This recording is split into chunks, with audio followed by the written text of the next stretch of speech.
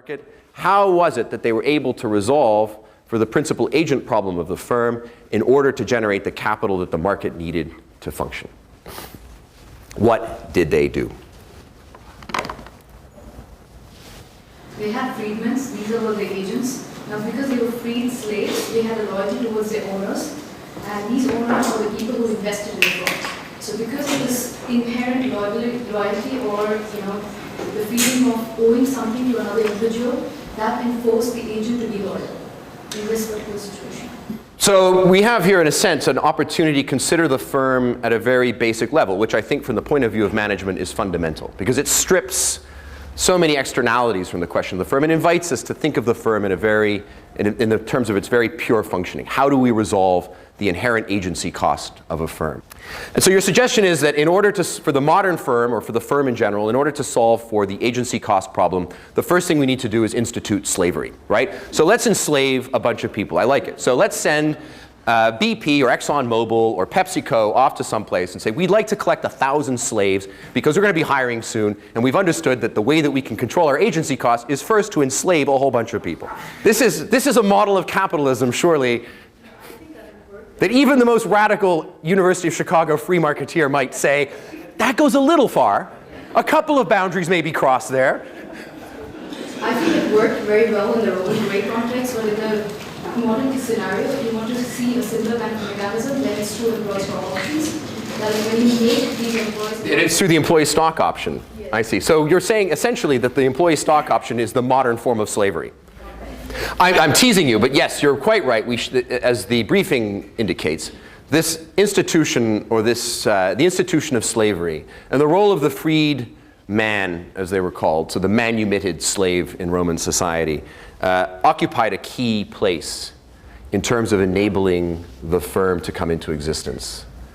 Why was that? Why was this, we call it a found institution. That is to say, the Romans didn't invent slavery so that one day they could have a functioning grain trade, right? It was because they had this, well, it's an ancient phenomenon, right? Because there was the institution of slavery, which meant simply that you were deprived of the rights of a citizen. Because of that, they were then able to derive a firm-driven response to the market problem. So the question is, what was it about the institution of slavery, as it existed then, that enabled then the Romans to compensate for what we would see as the systemic agency problems of the firm? Loyalty. Loyalty to the family as well. And they were sort of under the umbrella after they became freedmen. Loyalty, yeah. I think it's fear. Fear? It's because most of them are actually born slaves. Yeah. And that's how we mutually knew.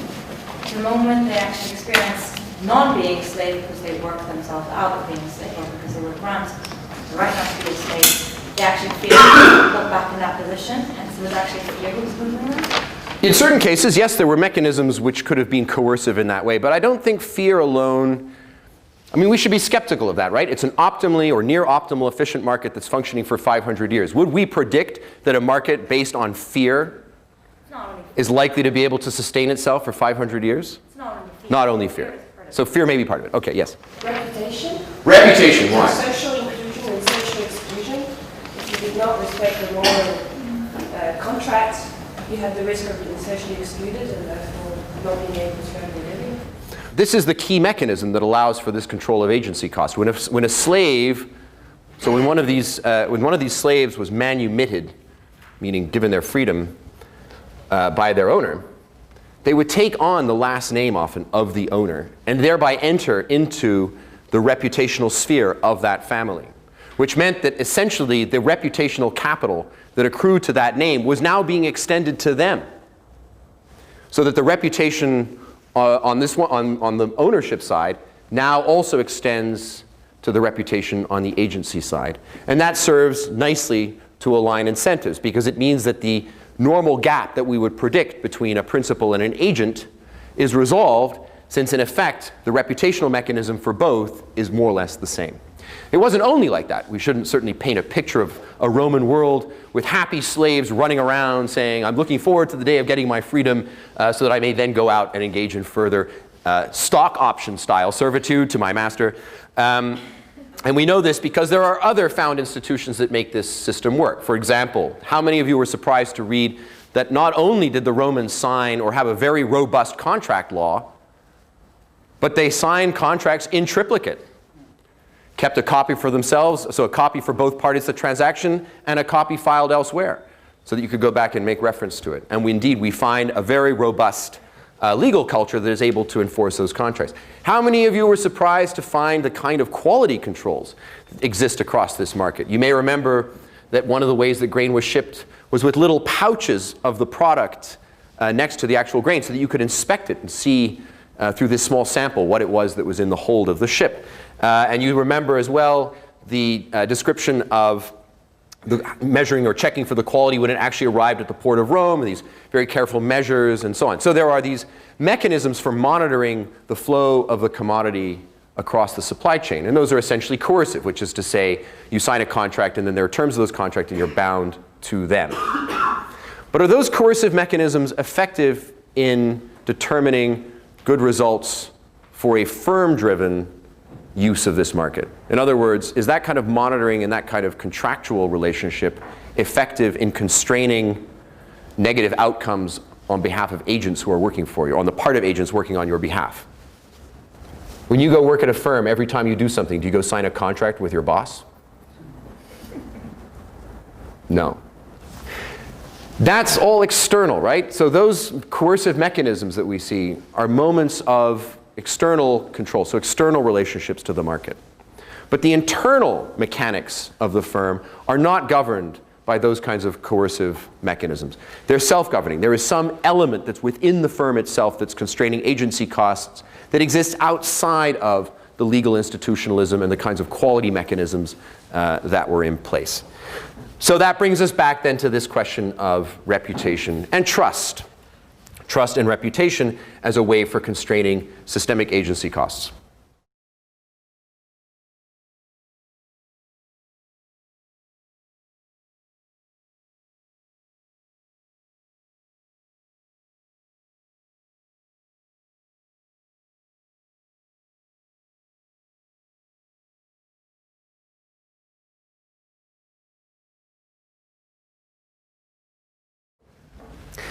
If we think about it, it's a really remarkable thing. Because in our modern context, we think of, in terms of constraining agency costs, we think of the need to monitor.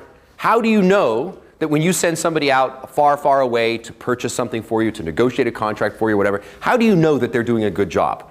What are you going to ask from them? Send me an email. I want a report. I want a quarterly report. I want a daily report. I want a weekly report. I need to know. Call me on the phone. Send me an email. Chat on BlackBerry, right? Monitoring. We need to know what you're doing. How did the Romans monitor their agents? They have receipts. They did, but how is that effective monitoring? When your Roman agent is in Alexandria negotiating a grain purchase based on the spot price, how do you know that he is getting the best price for that grain at that moment? Are you calling him on the phone? You don't. You simply cannot know. There is no way to move. Information can only move as fast as the fastest boat or the fastest horse. Which means that when the agent goes as far away as in a far-flung place, acting as an agent, you have no ability to monitor him at all. So we would normally say, well, under those conditions, the firm can exist, and if it can exist, it will exist under very suboptimal conditions. You would expect to see tremendous amounts of operational inefficiency. That's simply the nature of agency itself. There's a very famous work by a business historian, Alfred Chandler, called The Visible Hand. And Alfred Chandler is the person who gives us our understanding of what he refers to as managerialism. That is to say, how the rise of hierarchy, managerial hierarchies arise in order to enable the firm. Because if you can't have managerial hierarchies, you don't have a firm. You just have a bunch of individual entrepreneurs in small shops. And his argument is, and it's a very good argument, is that and he's looking at the US, but the same model would apply elsewhere, is that you don't actually have the firm until you have the telegraph and the railroad. Until information can move at the speed of an electron so that you can monitor people in far-flung places, the firm is a very unlikely entity to exist. Right? And I think we'd probably agree with that. That makes a lot of sense. If you don't have an ability to monitor, why would you erect a firm in the first place? It's simply too much risk for capital. There are other better ways to generate returns for your capital than entering into a risky organizational proposition like this one. And yet the Romans found a way actually to set up a firm-driven response absent any kind of effective day-to-day monitoring.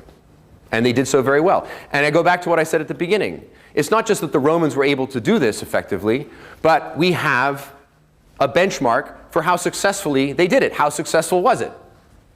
Very successful. 1 million people for 500 years. Literally the largest city the world had known and would know in the West until the 19th century when it was finally surpassed by London. So it's not just that the Romans were able to compensate for this, they were able to do so in a way that led to optimal results, optimal market efficiencies.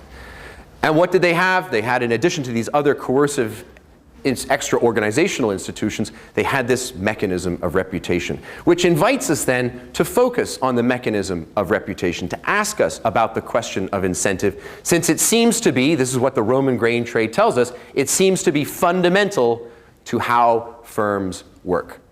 Outside then of the monitoring mechanism, which we might normally look to as a way of understanding how to constrain agency costs, the Roman case invites us to put our focus someplace else. What do we need to think about when we come to think about the firm as an agency cost problem? And that is, by the way, a central role of management. What do we need to think about? And what it suggests is, well, one of the things we need to think very carefully about is this question of reputation, trust, and incentive. What kinds of reputational, trust, and incentive mechanisms are we putting in place in our organization in order to optimize outcomes? That question was relevant 2,000 years ago. That question is still relevant today.